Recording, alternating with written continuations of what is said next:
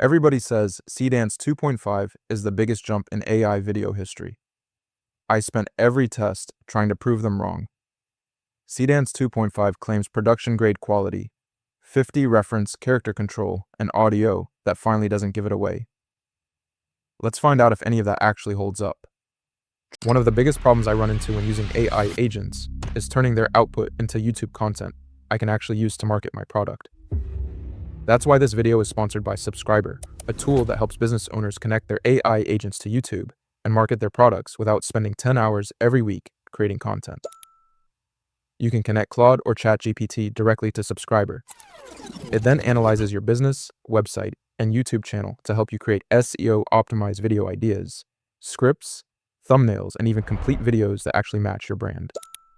What I like most is that every week, Subscriber gives me a list of high-potential video ideas I can immediately execute, and it can even help edit videos for me, with or without my face, including videos like the one you're watching right now. It's easy to get started, and you can try Subscriber for free using the link in the description below. Now back to the video. Charge 1. Audio and voice generation.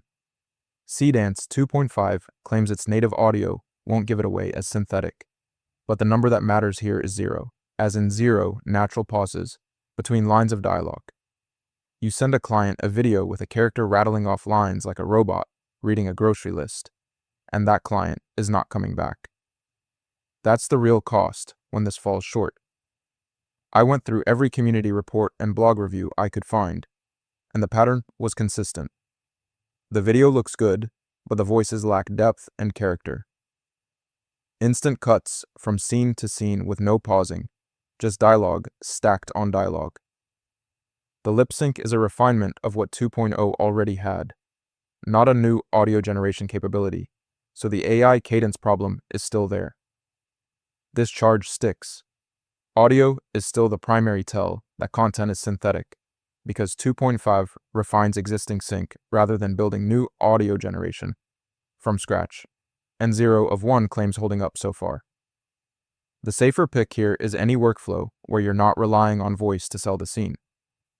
I've run enough AI video tools to know that audio is always the last thing to get fixed, and it bites you every time. Drop a comment if the cadence problem has killed a project for you too. Claim 2, character consistency and multi-reference. The number on the table is 50, as in 50 simultaneous multimodal references. If you're running an episodic series or a brand campaign where the same character has to look identical across 20 clips, 2.0's roughly 12 reference ceiling is where your workflow breaks and you start manually patching frames at midnight. I ran this twice because the jump is real. Seedance 2.5 takes you from roughly 12 references up to 50, and those references span images, video, audio, style, and 3D layout all at once, which is a 4ROX increase in reference capacity. Community reports confirm it actually translates to better control over character appearance, scene direction, and visual consistency across a full project. This claim delivers, and it's the one I didn't expect to be this clean. 50 references versus roughly 12 is a real capability upgrade, not marketing copy, and one of 2 claims holding up now. For brand consistency or episodic storytelling workflows, this is the part of 2.5 that actually changes what's possible. Claim 3. Motion fluidity and physics simulation.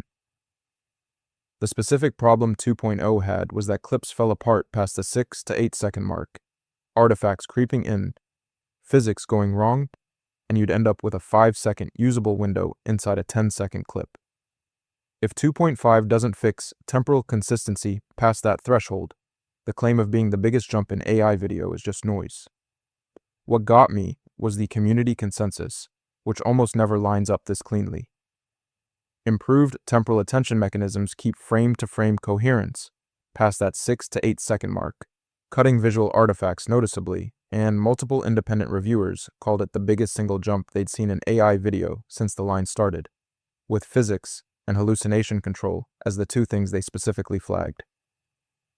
This claim delivers too. Temporal attention is the real mechanism, and it's what pushes coherence past the point where 2.0 used to break down, so 2 of 3 claims holding up now. If motion quality is your primary reason to upgrade, The data is on your side. Okay, so motion and character control are looking good, but there are 2 claims left, and one of them could make everything we just saw irrelevant for your actual workflow. Resolution and lip sync are still on the table, and if 2.5 can't clear the bar 2.0 already set on output quality, the upgrade decision flips completely. Claim 4, production grade output resolution. The number that matters is 4K, because 2.0 already renders up to 4K, so the question is whether 2.5 matches or beats that ceiling. If you're delivering commercial broadcast work or anything going on a screen bigger than a phone, this is where the upgrade either earns its place or falls completely flat. I checked every published spec and review I could find, and Seedance 2.5 tops out at 720p at launch, with 480p as the lower option. Seedance 2.0 already renders up to 4K, so on resolution, 2.5 is literally a downgrade from the model it's replacing, and the higher resolution tiers are coming, but not available yet. This charge sticks hard. The 720p cap is real, and it's the deal breaker for commercial broadcast work, because 2.0 already cleared 4K, so 2 of 4 claims holding up. If you're shipping 1080p or 4K today, 2.0 is still your model until 2.5's higher tiers actually land. Claim 5, lip sync and audio-visual coherence. Seedance 2.0 already had native lip-synced dialogue across 8 or more languages, so 2.5 needs to clear a real bar here. If you're producing character-driven content where a viewer's first reaction is to check whether the mouth matches the words, a marginal sync improvement doesn't move the needle for you. Look closely at what the community is actually saying here. Lip sync is genuinely improved over 2.0, building on the sync work from Seedance 1.5 Pro, but it's a refinement of existing capability, not new audio generation. And 2.0 already had the foundation, so 2.5 is a Polish pass, not a leap forward on audio-visual coherence. The charge partially sticks, lip sync improved, but it's a refinement of what 2.0 already did, rather than a new capability, so the claim falls short of what was promised, and 2 of 5 claims holding up at the end of testing. The wins are real, but concentrated, and the misses land in the areas most visible to a paying client.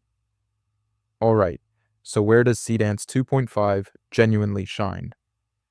The 50 reference system is the real deal, up from roughly 12 in 2.0, and it makes brand consistency and episodic storytelling workflows actually viable. Temporal attention keeps frame-to-frame coherence, past the 6 to 8 second mark where 2.0 used to fall apart. And for social-first, character-driven content at 720p. This is the strongest motion and character control in the line. Now, where does 2.5 fall short? Resolution is capped at 720p at launch, while 2.0 already hits 4K, so any commercial broadcast workflow stays on the older model. Audio generation is a refinement of existing sync, voices still lack depth, and the instant cut cadence with no natural pausing is still the primary tell that content is synthetic, which are real problems for professional delivery. 2 of 5 claims held up, so go with Seedance 2.5 if you're doing social-first, character-driven work where 720p is acceptable, and stick with 2.0 if you need 1080p or 4K today. The whole decision comes down to whether you can live with 720p. One thing the marketing doesn't say out loud, the 30-second native clip length is real, but at 720p maximum, that 30-second clip looks noticeably soft the moment it hits a monitor larger than a laptop screen. If your delivery spec calls for anything above 720p, the native length advantage evaporates because you can't upscale without introducing artifacts the motion quality was supposed to eliminate. If you're trying to figure out which AI model is actually worth your time right now, I just put out a full breakdown on Claude Opus 4.8 and whether it still belongs in your stack in 2025. It's called Claude Opus 4.8, still worth using, and it's a solid companion to this one if you're building any kind of content or automation workflow.